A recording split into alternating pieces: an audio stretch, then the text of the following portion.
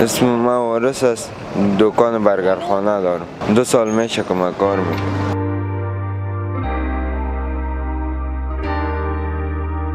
صبح که میایم چیزا را در بیرون میکشیم، دکان پاککاری میکنیم، باز آستا پخته کردن شروع میکنیم.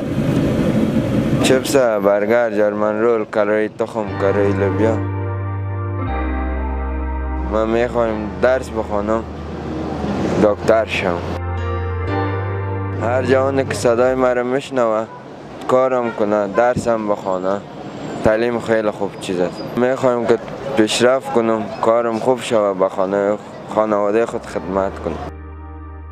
فوتبال وقت میرفتم تایم سوال دیگه مشکلات است، نمیتونم رفتم. چپس کشیدم، روغن چپس دیگر که انداختم، روغن پرید پایم سوخته. امید دارم که یک روز بیاید که من برم فوتبال کنم. هر کار سخته، کسی که تلاش کنه برش آسان میشه. به جای کار که کتابچه و قلم می داشتم درس می خواندم، خیلی خوب میشه.